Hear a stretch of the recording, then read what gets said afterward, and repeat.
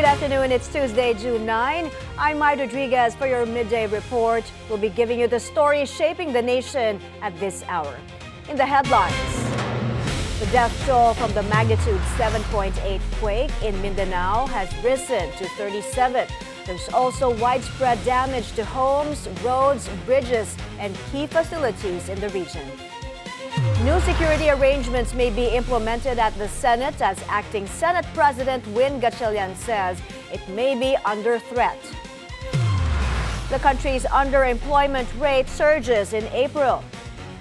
And an investigation is underway into the deaths of two members of the Ateneo men's basketball team. They drowned in a team-building activity in Aurora province. The Office of Civil Defense says there are now 37 fatalities from yesterday's magnitude 7.8 quake in Mindanao. Hundreds sustained injuries while 4 people remain missing as search and rescue efforts continue in hard-hit areas like General Santos City and Sarangani. Micah Razon joins us on the phone for more. Micah, what's the latest? Following the magnitude 7.8 earthquake that struck Maasin, Sarangani yesterday, a total of 3,708 and 4 missing persons are recorded. Office of Civil Defense in Region 11 or the Davao region, 4 deaths and 23 injuries were reported. Meanwhile, in Region 12 or SOX region, authorities recorded 33 deaths, 456 injuries, and 4 missing persons. Based on the latest assessment, a total of 127 infrastructure facilities were damaged, with estimated losses reaching 15 million pesos. A total of 182 schools have suspended classes, while 123 workplaces reported work suspensions. Authorities also recorded 12 power interruptions. Meanwhile, 256 families have been affected by the earthquake and require assistance. Of this number, 11 families have already received aid. The total number of affected individuals has reached 88,000 across Regions 9, 11, 12, and PARMM. Authorities reported no stranded passengers at airports or seaports. Back to you, Mai. Papunta ba si President Bongbong Marcos dyan or sa mga apektadong lugar? Mai, sabi ni NDRRMC Sec Alejandro, bagamat hindi pa sigurado kung kailan makakapunta si BBM, ay nauna na ang ilang cabinet members to personally check the status ng mga kababayan natin sa Sarangani. Mai? Ano ang pangunahing dahilan ng ikinamatay na mga biktima according to our disaster officials? Mai, according to NDRRMC, falling debris at landslide yung cause ng kinamatay ng ating mga biktima dito sa Lindol. Mai? Ano pa ang mga additional reports coming from our state disaster agency in terms of sa mga estudyanteng nadamay? May mga casualties ba? Mai, according to Sec Alejandro, sabi niya, fortunately, na nangyari itong lindol na ito during their flag ceremony. Kaya nandun yung mga bata sa labas. Kaya naiwasan yung ma-stranded sila sa loob habang lumilindol. Kaya tala nila ngayon, sa record nila ngayon, walang casualties na mga estudyante at mga guro. Mai? Thank goodness for that kasi yung mga ibang video nga na nakita ko, nasa labas sila dahil flag raising ceremony. Maraming salamat, Micah Razon reporting. More bodies are recovered in other areas affected by the powerful quake in Mindanao. Jill Sibandal is reporting live from General Santos City. Jill, what is the extent of the damage there? Mai, following the 7.8 magnitude earthquake that struck here in General Santos City, death tolls has risen to 13. And that's according to the data from the City Command Center on the fatality has record and Water Grand. Meron silang isang nakuha doon and 3 in KCC, 3 in Filomena, Kalumpang, 1 in Silway West, 1 in Barangay San Jose, 1 in Labangal, 1 in Balete, Nara Extension, Lagao, Mindanao and 1 in the public market. Meanwhile, the number of injured has reached to 144, while 4 individuals remain missing. 2 missing individuals or person were reported from Save More, while the other 2 were from the Water Gran. And as the damage to the buildings, the infrastructures, there has estimated 6 hotels sustained damages, along with the 14 schools, 7 malls, 4 restaurants or fast food chains, 10 business establishments, 2 pharmacies, 2 roads or bridge, 2 insurance offices or banks, 2 transport terminals, 9 hospitals, 2 residential houses, 4 churches, and 2 warehouse. And there's a total of 1,860 or 36 affected families for now. And with our conversation earlier with the CDRRMO Jensen Action Officer, Dr. Bong Dacera, he stated that the search and rescue operations last night were temporarily suspended due to a series of aftershocks and posed risk to the rescue teams. The situation was further complicated by the limited visibility caused by the power outage of the affected areas. And also, earlier, Dr. Dacera also confirmed that that after the incident action planning, the command center inspection team were already being deployed through the inspection of the buildings affected by the earthquake. Back to you, Mai. Jill, kayo ba naramdaman nyo yung mga aftershocks? Kasi ang sabi ng FIVOX, more than 1,000 na raw yung mga aftershocks dyan sa Mindanao. At kumusta ang mga taga-Jensan nung nararamdaman nila yung mga aftershocks na to? Actually, maging tayo man ay naranasan natin yung mga pagyanig dito sa General Santos City. Pagdating natin dito kaninang umaga, nagka-cover tayo, no? May mga pagyanig tayong naranasan. And as of the constituents naman, ang iba, yung mga affected areas, nandun sila sa evacuation center, which is yun din yung pupuntahan natin mamaya para kamustahin sila. But for now, kalmado naman, wala namang naitalang panibagong pagyanig. Kung meron man, siguro minimal lang, no? Hindi ganun kalakas.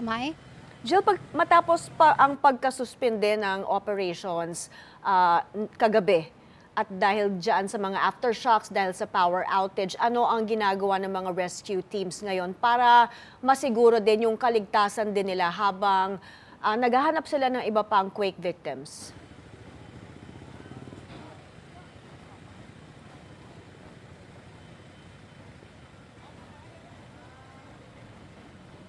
Okay, mukhang hindi tayo naririnig ni Jill Sebandal. I hope we can go back to her. Maraming salamat, Jill Sebandal, sa iyong report live from General Santos City. President Bongbong Marcos convenes key cabinet officials to get an update on rescue, retrieval, and relief operations in quake-hit areas. Let's get the latest on the situation briefing from Joash Malimban. Joash?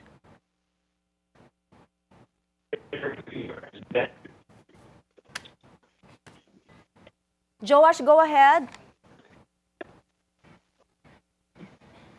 My President Ferdinand Marcos Jr. has met with key government officials for a situation briefing following the magnitude 7.8 earthquake that struck parts of Mindanao. According to the Presidential Communications Office, the President is continuously receiving updates from Social Welfare Secretary Rex Gatchalian, Science and Technology Secretary Renato Solidom Jr., Health Secretary Ted Herbosa, Office of the Civil Defense Under Secretary Harold Cabreros, as well as local officials on the ground, including General Santos City Mayor Lorely Pacquiao. Cabinet officials deployed to Mindanao are providing the President with the latest information on response operations, initial damage assessments, and the most urgent needs of communities affected by the earthquake. The briefing comes as government agencies continue coordinating relief, rescue, and recovery efforts in areas hit by the strong earthquake. Mai. Joash, ano daw ang most urgent need today? Ano ang dapat i-prioritize according to President Marcos?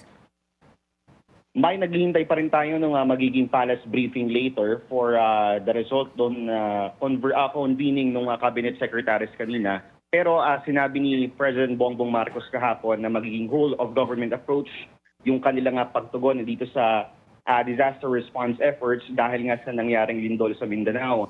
Nandun na ngayon yung DPWH para mag-inspect ng mga nasirang infrastructure katulad ng mga tulay. Habang patuloy naman yung monitoring ng DSWD, halimbawa na lang si Secretary Gatchalian from Zamboanga, person ng Cotabato, as of latest monitoring natin kagabi. And of course, yung DPM, sabi nila ay handa rin silang magbigay ng replenishment fund para mabigyan ng response itong mga nangangailangan ng mga LGU nitong sa mga, dahil nga sa effect ito nga nangyaring lingkod. Joash, do you have any information doon sa situation sa mga ospital? Kasi marami din ang mga nasugatan.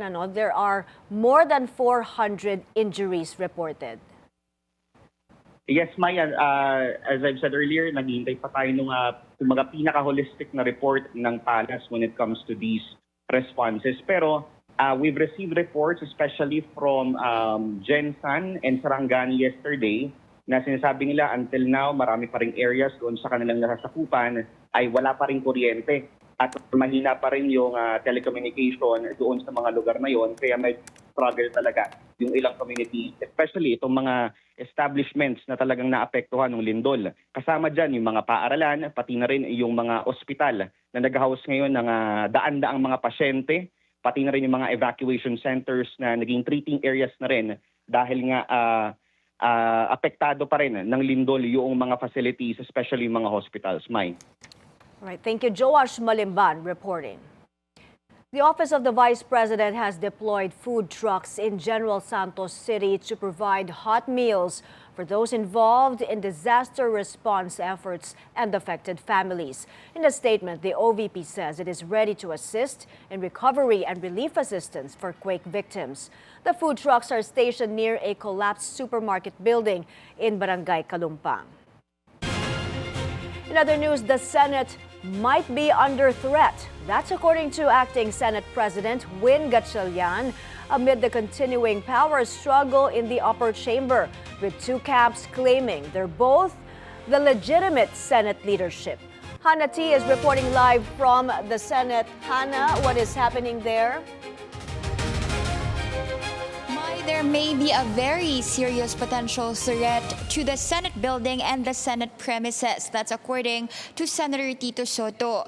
Acting Senate President Win Gatchalian said NBI Director Melvin Matibag relayed the information, and Gatchalian will be meeting the Senate Executive Committee and including the Senate Sergeant at Arms today to make the necessary adjustments when it comes to Senate security. This comes just about a month after the armed confrontation between the so-called NBI agents and Senate security after an attempt to serve an ICC arrest warrant on Senator Bato de la Rosa. It was May 11 when de la Rosa surfaced in Senate plenary, followed by a Senate coup, installing Senator Alan Peter Cayetano as then Senate President. By May 13, the Senate shooting happened, which eventually led to the senator exiting the Senate premises. Mai Gatchalian did not disclose specific details of the alleged threats due to security concerns. But according to Senator Ping Lacson, though still sketchy and raw, the level of frustration within the armed services has reached up to battalion and regional levels. They're closely monitoring the developments and the ongoing crisis at the national level, brought about by numerous factors, both internal and external. The disclosure comes as the upper chamber continues to deal with political tensions following the leadership reorganization that installed Gatchalian as acting Senate President. It also comes ahead of the expected impeachment trial against Vice President Sara Duterte and continuing investigations into the multi-billion peso flood control scandal. For now, my Senate officials say security protocols have been strengthened while intelligence reports continue to be verified and monitored. Mai. Hannah, did you notice any changes in security arrangements there? Mai, kanina nung bago tayo pumasok ng Senate premises, we noticed that itong mga security sa labas ay chine-check din maging yung ilalim ng mga sasakyang pumapasok dito sa Senate building. Pero matagal na kasi itong nangyayari mula pa nung May 11. Sa ngayon, mas mahigpit lang pagdating doon sa pagpasok nga maging ng Senate employees. They're even checking, meron tayong nakita kanina na chine-check maging yung laman or information doon sa ID dahil usually naman malayo tayong nakakapasok dito sa Senate building. Kanina lang chinek pati yung kung saang opisina papunta ang isang empleyado or Senate staff. Pero so far, pagdating sa seguridad dito sa Senate premises, wala pa naman tayong nakikitang nag-i-inspect kasama yung mga K9 unit. Mai? Hana, ano ang huling balita sa new Senate majority at hindi pa rin natatapos yung mga usap-usapan na may lilipat pa?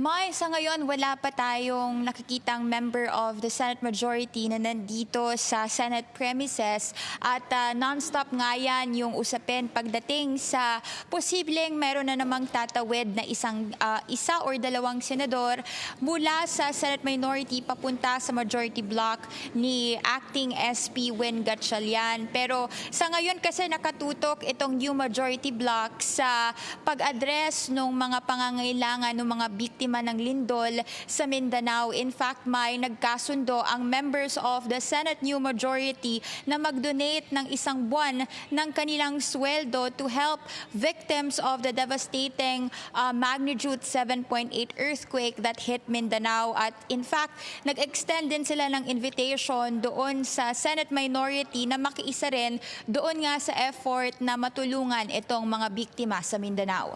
Mai? Thank you, Hannah T. Joining us live from the Senate. At the House of Representatives, congressmen take a pause from politics. They're taking this opportunity to help quake victims in Mindanao. May live report si Isaiah Mirafuentes mula sa Batasang Pambansa. Isaiah, ano ang latest dyan? Yes, may tama ka, no? Time out muna sa politika dito sa House of Representatives.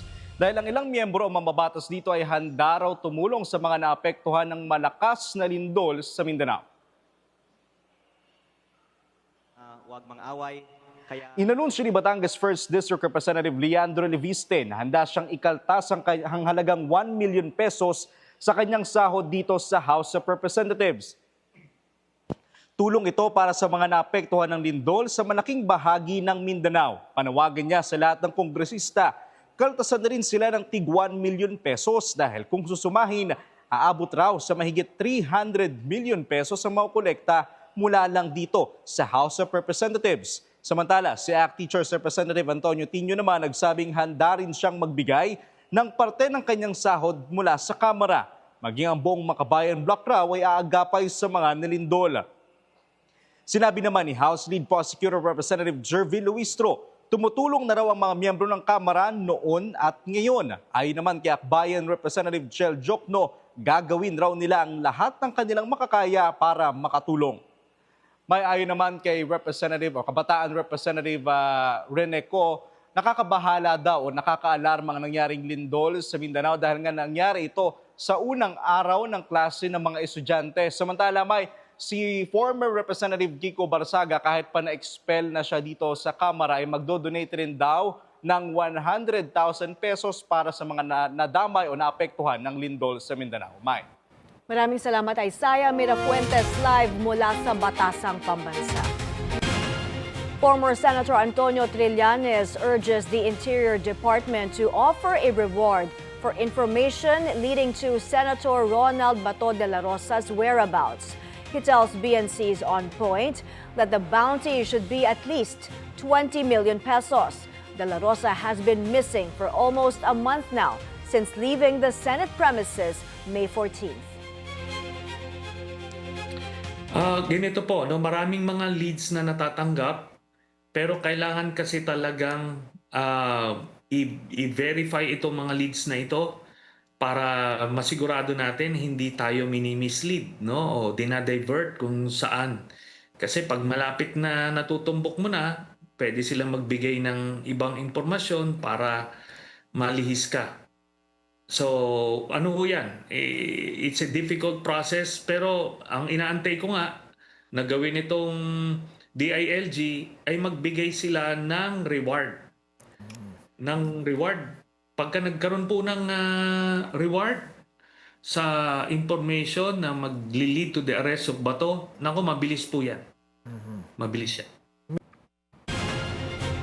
As to the Senate gridlock, Trillanes believes Senator Alan Peter Cayetano will eventually give in as no one is listening to him anymore. He adds that should Cayetano and Senator Rodante Marcoleta insist on their own hearings, then they should be cited in contempt. Yun po yung pinakang madali, no? Kung may lilipat na isa from Alan's group to Win's group, pwede yon. Pero kailangan mag-conduct ng special session. Ang presidente, mag-request sila ng special session para ma-effect yung formal election ng Senate President. Dahil hindi pwedeng kahit lumipat na in theory, pero habang hindi yan na-operationalize through a session in the Senate, wala pa rin, no? Si Sherwin pa rin yung pro tempore na status. Pero given the situation now, ultimately bibigay si Senator Cayetano dahil wala nang nakikinig sa kanya na mga officers ng Senado.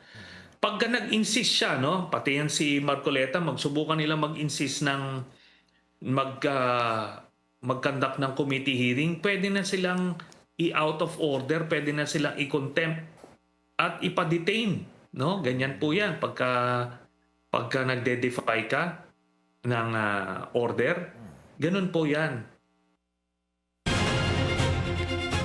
In other news, Senator Jinggoy Estrada says the discovery of a moving structure inside the lagoon of Bajo de Masinloc or Scarborough Shoal is a serious concern that needs immediate attention.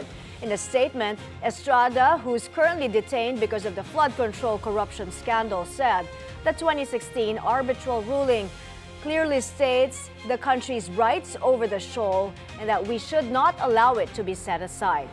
He calls for tighter aerial and maritime surveillance in the area to determine the real objective of that structure.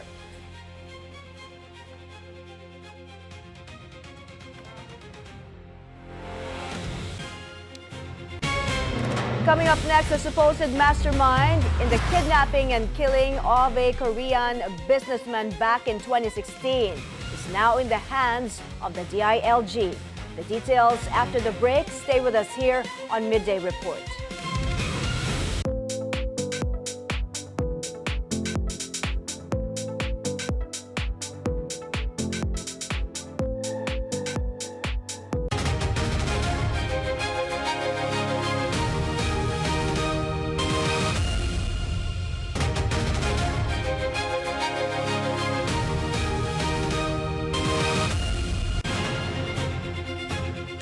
Interior Secretary John Vic Remulla confirms dismissed Lieutenant Colonel Rafael Dumlao is now under their custody. Dumlao is allegedly the mastermind in the kidnapping and killing of Korean businessman Ji Ik-ju in 2016. Dumlao was acquitted by the Pampanga Regional Trial Court in 2019, but the Supreme Court reversed its decision in 2024. This case has been highly controversial because the victim was abducted by policemen who claimed to be conducting anti-drug operations in his house in Angeles City, Pampanga. The Korean businessman was killed inside Camp Krame. His remains were also burned and the ashes reportedly flushed in the toilet. House Deputy Speaker Janet Garin urges Dr. Anthony Liachon to face his suspension case properly instead of bringing it to public attention.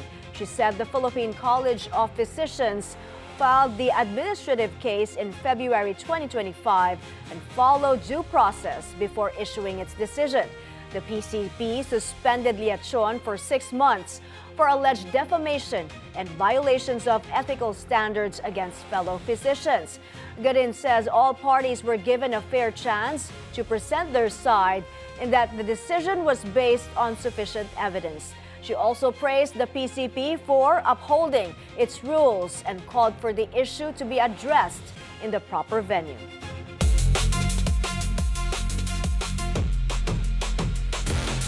The latest print from the Philippine Statistics Authority shows that a growing number of employed Filipinos are still looking for more work as underemployment surged in April.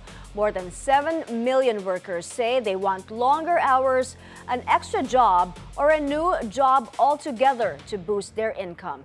Che Sulit joins us on the line for the details. Che, go ahead.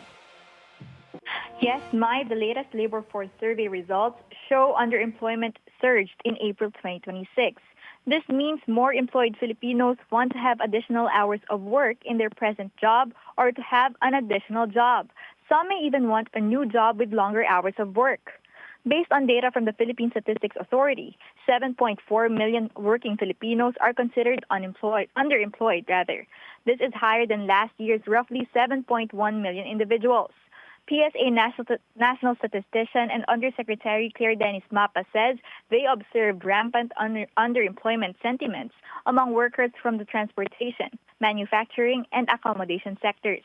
Mapa adds the jeepney drivers along with transport network vehicle services riders have also expressed desire to work additional hours due to lower income amid high fuel prices caused by the Middle East crisis. Meanwhile, more Filipinos were jobless in April compared to the same period last year. The number of unemployed Filipinos reached 2.41 million in April 2026, equivalent to an unemployment rate of 4.7%.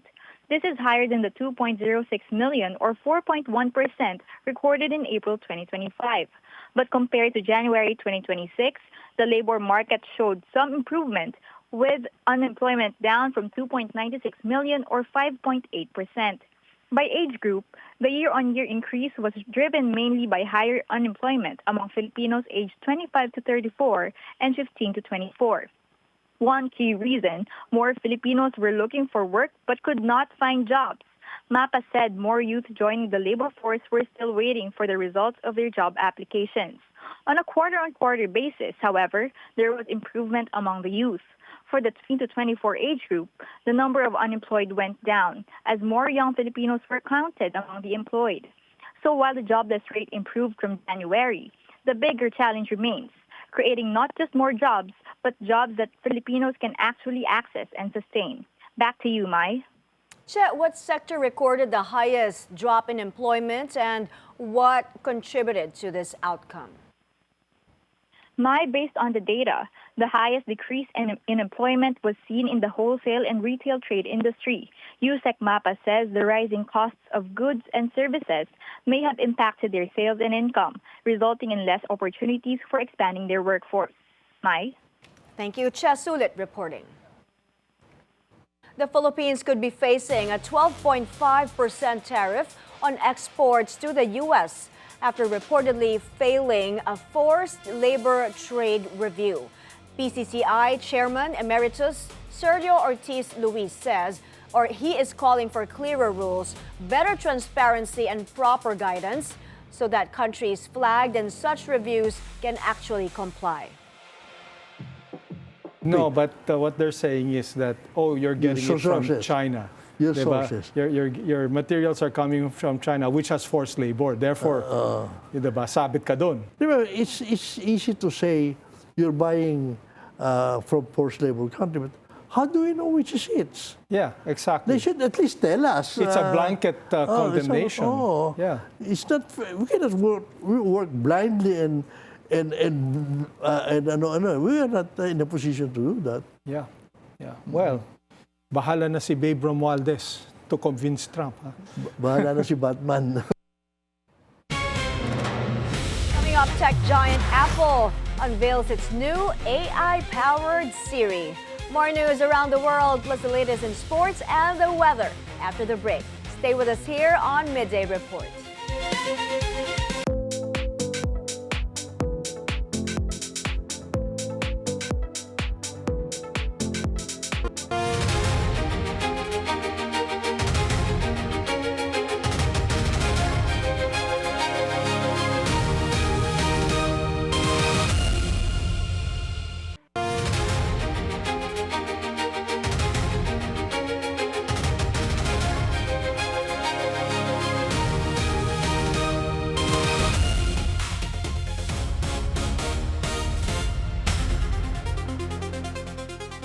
Iran and Israel have paused their military attacks after 2 days of escalating strikes. The fighting started when Iran fired missiles at northern Israel in response to its expanded operations in Lebanon. Israel retaliated with airstrikes on Iranian air defense sites. Despite the pause, both countries warned of retaliation if the other side strikes again. In Madrid, around 70,000 people gathered at a stadium to welcome Pope Leo, who's touring Spain to address the country's severe political polarization and advocate for the humanitarian treatment of migrants. The event is the Pontiff's last major public gathering in the city before he travels to Barcelona. Existe, sin embargo, a luminous possibility exists to build together, transforming diversity into a resource, and turning dialogue and listening into a common ground to grow justice and fraternity. The gathering included music, dance, and orchestra performances. His week-long visit to Spain also includes meetings with migrants, homeless people, and young pilgrims. Apple unveils a major AI upgrade to Siri at its annual developers conference. The new Siri can understand on-screen content, remember past conversations, and find information stored in a device. The update is part of Apple's efforts to catch up with rivals in the fast-growing AI industry. Apple also introduced stronger child safety features, including tighter parental controls and web browsing approvals. This year, we focused on tackling the things parents are most concerned about, like what content our kids can see, who they're allowed to talk to, when kids have access, and how parents can guide their kids' digital journey. Starting this year, parents can ensure their kids start focused by giving them access to only the content they are comfortable with. Then, gradually and when appropriate, add more over time. The new AI-powered Siri will not be available initially in the European Union or China.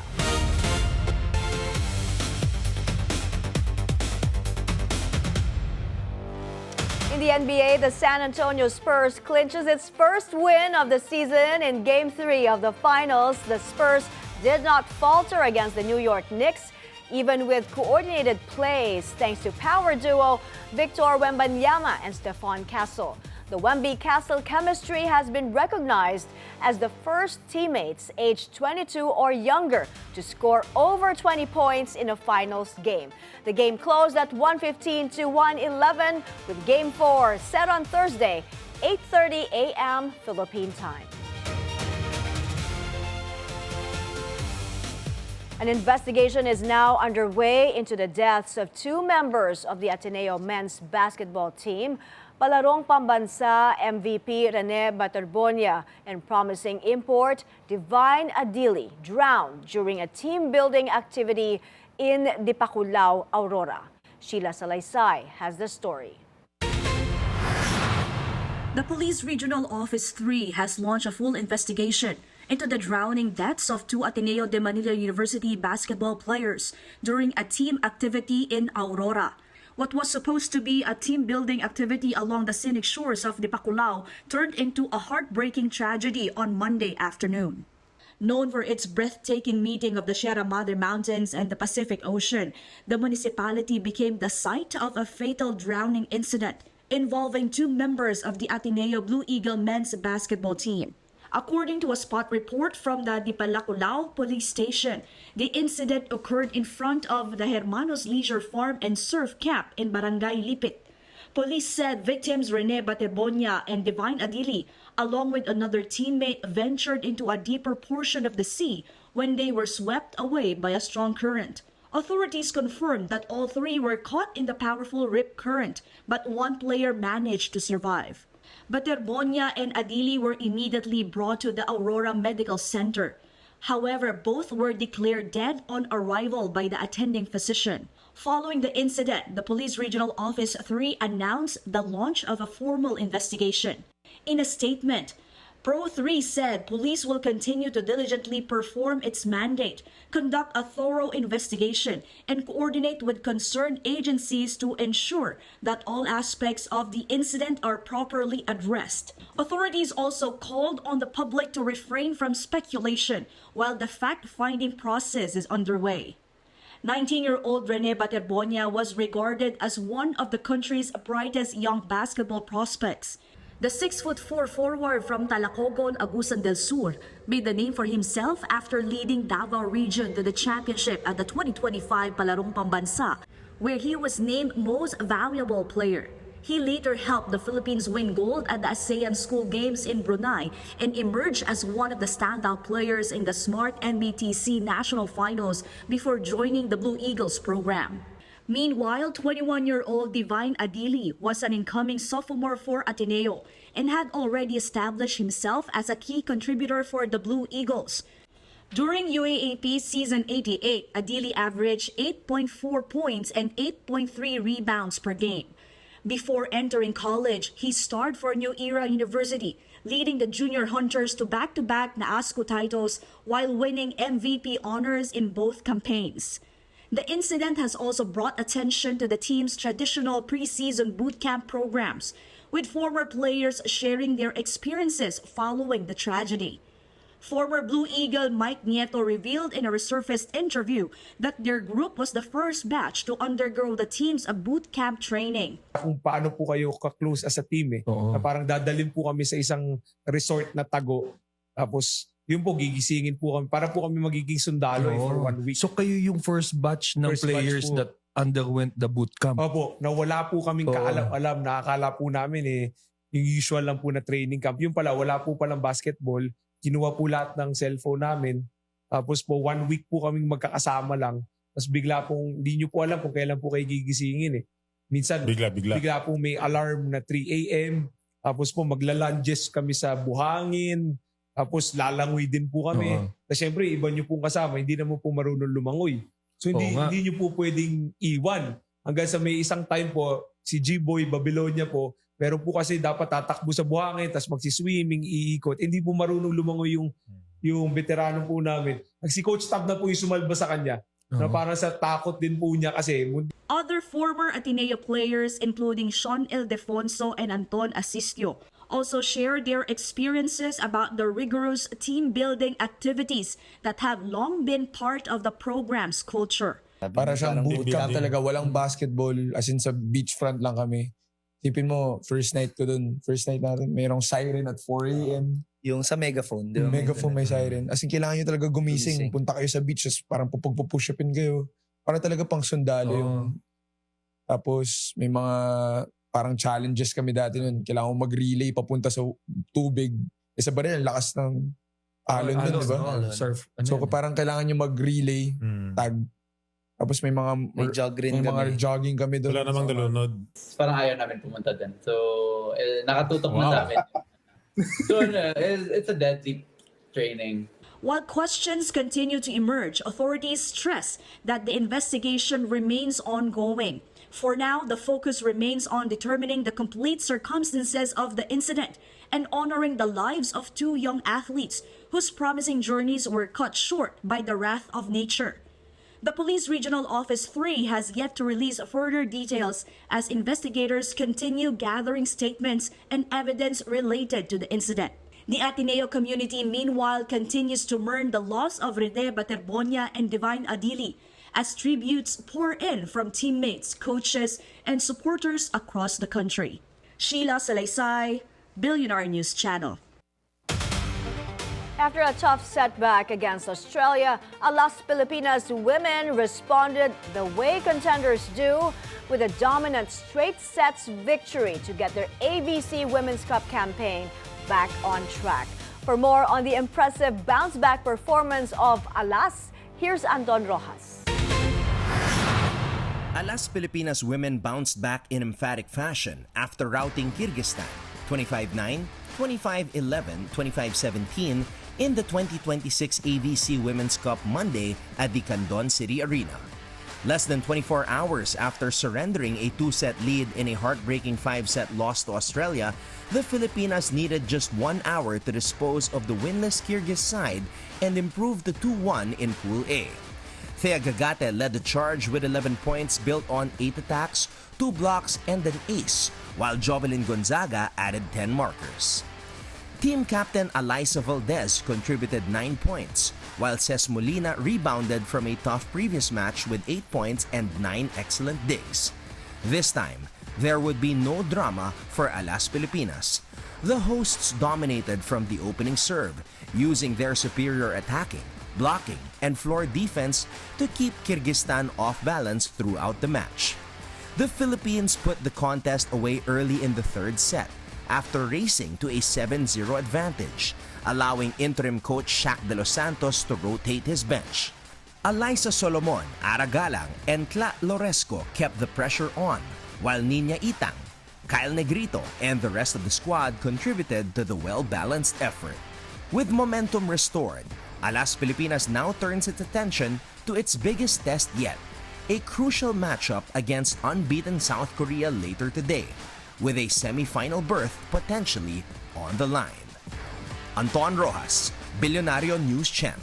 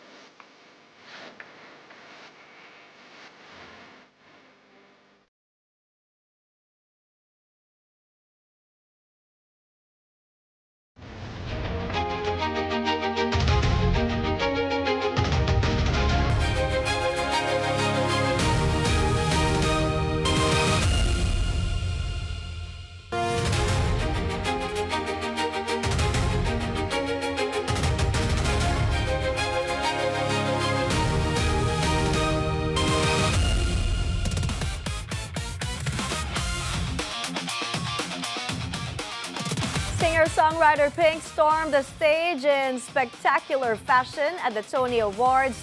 She opened with a performance of Lady Marmalade, featuring aerial acrobatics, celebrity guests, and more than 170 Broadway performers. Megan Thee Stallion and Lea Michele also made appearances.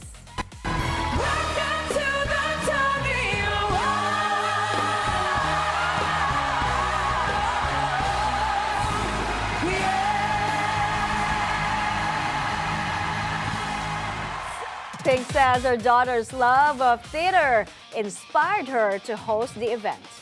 And all that jazz, start the car, I know a whoopee spot where the gin is cold but the piano's hot. It's just a noisy hall where there's a nightly brawl and all that jazz. Italian fashion house Prada unveils a new garment for astronauts heading to the moon. The body-hugging suit includes built-in ventilation tubes and is designed to be worn under the spacesuit used for future missions. The project builds on Prada's earlier work on a spacesuit for NASA's Artemis 4 mission planned for 2028. It marks the luxury brand's continued expansion into the growing space industry. And that's the Midday Report. I'm Mai Rodriguez. See you again tomorrow at 1 p.m. Stay informed and stay safe.